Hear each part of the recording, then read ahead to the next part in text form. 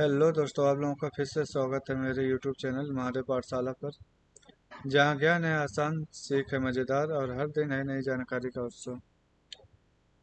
आज हम लोग बात करेंगे विषय कोड इग्नू का हिंदी PHDC 134 का सेकंड पार्ट है, हिंदी गद्य की विविध विधाएं।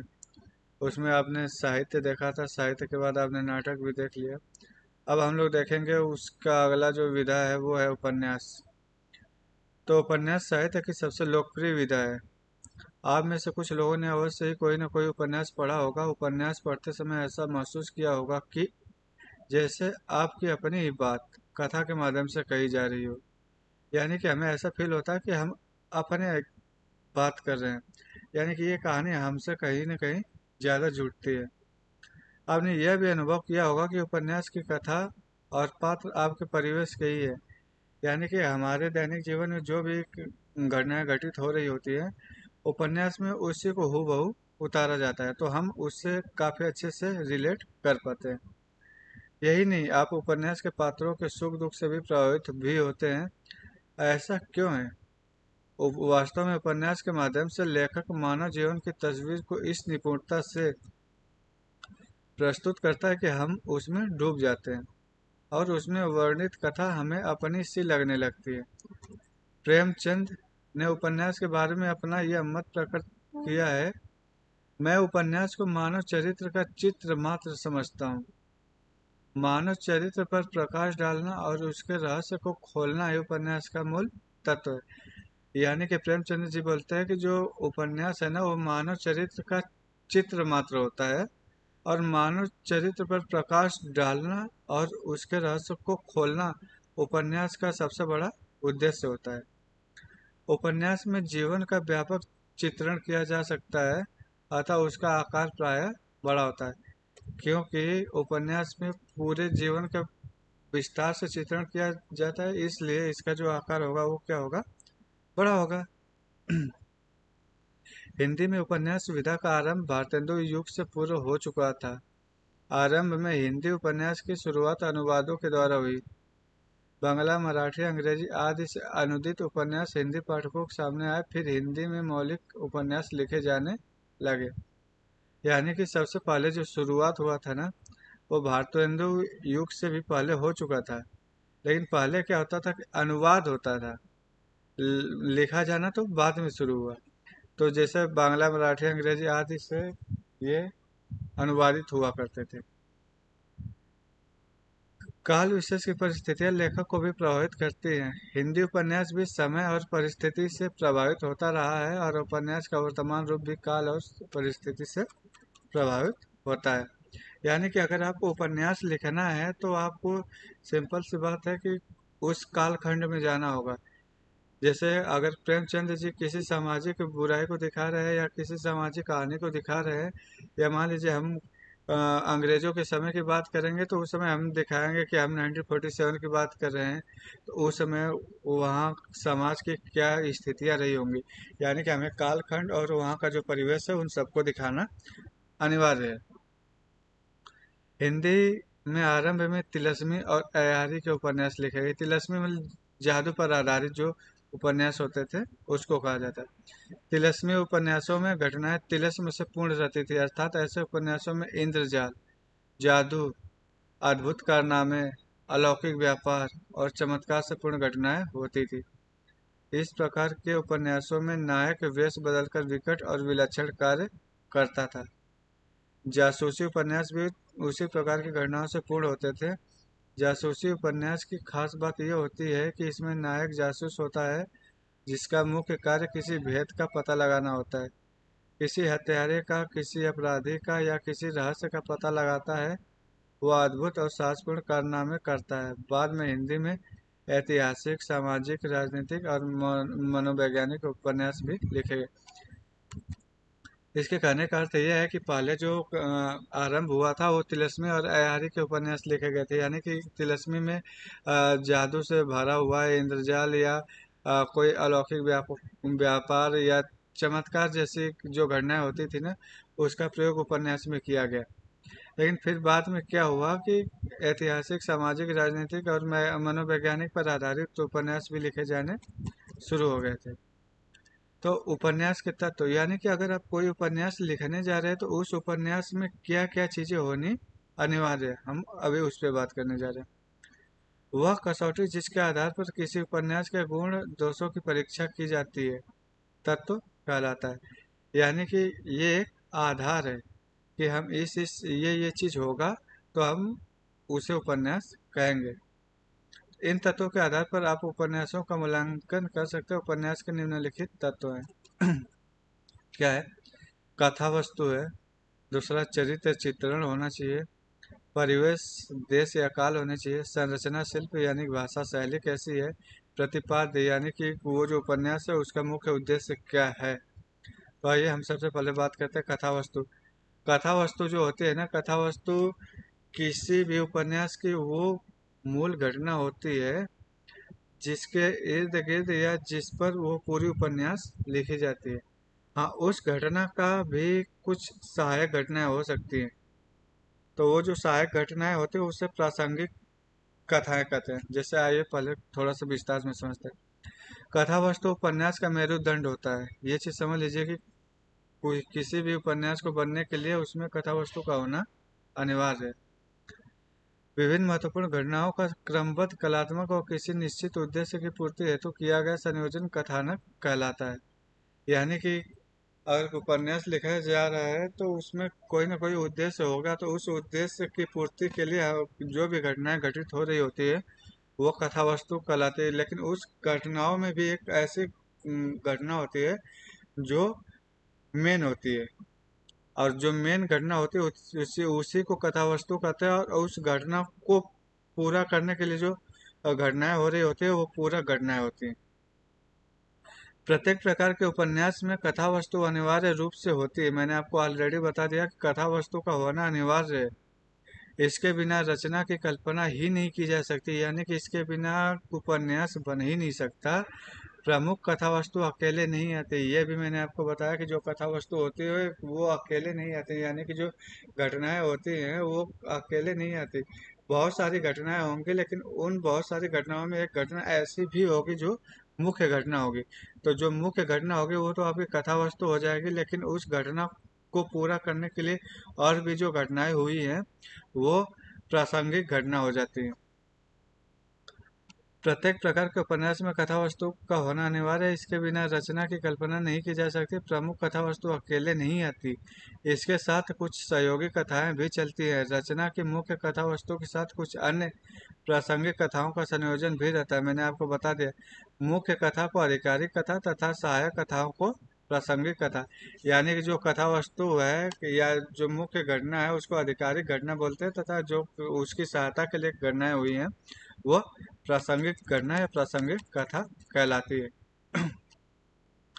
उपन्यास की कथा ठोस और श्रृंखलाबद्ध होनी चाहिए। यानी कि जो कथा है या घटनाएं हैं वो जिस क्रम में घट रही है उसी क्रम में उससे लिखा भी जाना चाहिए। ये नहीं कि ये घटना घटना का हम क्रमबद्ध या श्रृंखलाबद्ध तरीके से हम विवरण नहीं करेंगे तो हम क्या है कि डाउट में ही रहेंगे। अनावश्यक प्रसंगों से बचना चाहिए। यानी कि जो अनावश्यक है, जिसका कोई काम नहीं है, तो उससे हमें बचना चाहिए, क्योंकि वो टाइम टेकन भी हो सकता है और वो जो उपन्यास है उसमें व्यवधान भी पैदा कर सकते हैं। उपन्यास के मूल अभाव या चरित्र के विकास के लिए कथा वस्तु का आयोजन जरूरी है। कथा वस्तु जीवन की वास्तविकता से जुड़ी होनी चाहिए। यानी कि जो हमारी जीवन शैली है उसकी वास्तविकता से जुड़ी होनी चाहिए, तभी जो पाठक है वो उस कथा वस्तु से खुद को रिलेट कर पाएगा। अगर वो किसी की जिंदगी से जुड़ी हुई नहीं रहेगी, वास्तविकता से जुड़ी नहीं रहेगी, वो काल्पनिक रहेगी, तो जो पाठक है वो उससे रिलेट नहीं कर पाएगा। कथा वस्तु जीवन की वास्तविकता से जुड़ी होनी चाहिए। पहले के उपन्यासों में कल्पना का अधिक स्थान होता था। जैसे मैंने बोला कि तिलस्मी होती थी, तो उसमें क्या है कि आप केवल कल्पनाएं कर सकते हैं, लेकिन वो जो पाठक है वो उससे ज़्यादा अच्छे से रिलेट नहीं कर पाएगा। लेकिन आज यथार्थ जीवन के घटनाओं को ही महत्वपूर्ण स्थान दिया जाता है। उपन्यास की घटनाओं का विकास पहले वर्णन द्वारा होता था, किंतु आज उपन्यास की कथा किसी भी रूप में आरंभ हो सकती है। आज के उपन्यासों में जीवन संदर्भों से कथा वस्तु का आरंभ होता है और जीवन के विभिन्न पहलुओं के द्वारा कथा का विकास होता है। अब आइए अगला जो तत्व है वो है चरित्र चित्रण। जिन व्यक्तियों के जीवन की घटना को लेकर कथा का आयोजन किया जाता है वह उपन्यास के पात्र कहलाते हैं। उदाहरण के लिए जैनेन्द्र कुमार के उपन्यास त्यागपत्र में बुआ मृणाल का चरित्र चित्रण व्यापक धरातल पर हुआ है। उपन्यास पात्रों के कार्यों और वार्तालाप से तो उनके चरित्र का प्रकाशित करता ही है, कभी कभी प्रत्यक्ष रूप से भी उनका चरित्र चित्रण कर देता है। प्रेमचंद ने अपने उपन्यासों में चरित्र चित्रण की इस विधि को अपनाया है। कहने का तात्पर्य यह है कि जो मेन घटनाएं घटित हो रही होती है वो किसी एक व्यक्ति के इर्द गिर्द ही घटनाएं घटित होती है, तो वो जो व्यक्ति होता है ना वो उसका मुख्य पात्र कहलाता है। उस मुख्य पात्र का जो चरित्र होता है कि वो साहसी था, वो मतलब ईमानदार था, इस टाइप की जो उसका चरित्र होता है उसका चरित्र का चित्रण करना ही चरित्र चित्रण कहलाता है। यानी कि आप ये बोल सकते हैं कि जो घटना होती है उसका जो मुख्य पात्र या किरदार होता है वही उसी का चरित्र चित्रण किया जाता है। अब इसमें आइए परिवेश की बात करते हैं। परिवेश परिवेश के अंतर्गत देश काल अर्थात वह स्थान और समय आता है। जब हम परिवेश की बात करते हैं ना तो हम देश देश काल और वह स्थान दोनों की बात करते हैं। यानी कि समय भी चाहिए हमें और स्थान भी चाहिए जहाँ कहानी की घटना घटित हुई। जैसे मैं फॉर एग्जांपल आपको सुनाता हूँ। जैसे मान लीजिए कि हमें लिखना है अंग्रेजों के समय की। जैसे मान लीजिए मैं 1947 की बात कर रहा हूँ, तो जब 1947 की बात करूँगा तो मैं बात करूँगा कि उस समय सामाजिक परिस्थितियाँ क्या रही हो। वो जो सामाजिक परिस्थितियाँ हैं कि वहाँ पे गरीबी थी, कि वहाँ पे भूखमरी थी, ये सब क्या हो गया, ये सब हो गया स्थान यानी कि परिवेश हो गया। और वहाँ पे जो समय था, मैं कब की बात कर रहा हूँ, 1947 की बात कर रहा हूँ, तो ये सब चीज़ें मिला के परिवेश बोला जाएगा। यानी कि समय और स्थान का होना बहुत आवश्यक है, तभी तो हमें मालूम चलेगा कि किस समय कैसी परिस्थितियाँ थी। जहाँ कहानी घटना घटित हुई हो, उपन्यास के लिए यह आवश्यक है कि वह देश और काल का यथार्थ रूप प्रस्तुत करे। यदि ग्राम की कथा है तो पूरा परिवेश ग्रामीण होना चाहिए। अगर हम गांव की बात करते हैं तो पूरा परिवेश जो है वो ग्रामीण और समय वहाँ पे मेंशन होना चाहिए। मिट्टी के घर, तालाब, खेत, पगडंडी, पशुधन, ग्रामीण वेशभूषा, रीति रिवाज, ग्रामीण भाषा आदि ग्रामीण परिवेश की उपस्थिति में सहायक होंगे। अगर हम किसी ग्रामीण की बात कर रहे हैं तो वहाँ पे जैसे मिट्टी के घरों की बात होनी चाहिए, हमें वहाँ पे नदी नाले कैसे हैं, तालाब की बात होनी चाहिए, खेत की बात होनी चाहिए, पगडंडी होगी, पशुधन हो गए, ग्रामीण वेशभूषा की बात होनी चाहिए, वहाँ गांव में कौन से रीति रिवाज चलते हैं उनकी बात होनी चाहिए। और जो मेन बात है कि हमें जो भाषा है ना वो गांव की भाषा रखनी चाहिए, ताकि जो पढ़ने वाला व्यक्ति है, पाठक जो है, वो ज़्यादा अच्छे से समझ पाएगा। क्योंकि जो भाषा होती है वो बहुत मतलब ज़्यादा अच्छे से रिलेट कर पाती है। अब बात करते हैं संरचना शिल्प शैली। उपन्यास चाहे किसी भी विषय पर उपन्यास लिखे, लेकिन उसके लिखने का ढंग अपना होता है। प्रत्येक उपन्यासकार अपने तरीके से कथा को प्रस्तुत करता है, इसी तरीके को शैली कहते हैं। आपने अनुभव किया होगा कि प्रत्येक उपन्यासकार की अपनी अलग शैली होती है। एक उपन्यासकार की कई रचनाओं में भी विषय वस्तु के अनुसार शैली बदल जाती है।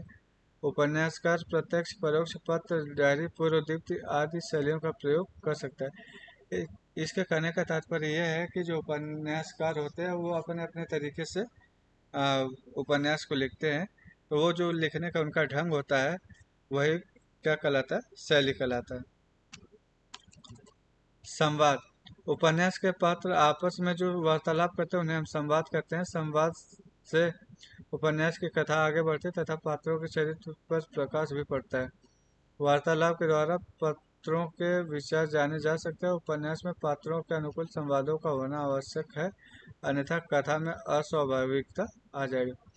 संवाद यानी कि किन्हीं दो व्यक्तियों के बीच हो रहे जो बातचीत है उसी को हम वार्तालाप कहते हैं। तो जब अगर उपन्यास के संदर्भ में संवाद की बात की जाएगी तो उपन्यास में जो पात्र है उनके बीच जो भी होने वाली वार्तालाप है वो संवाद की श्रेणी में आएंगे।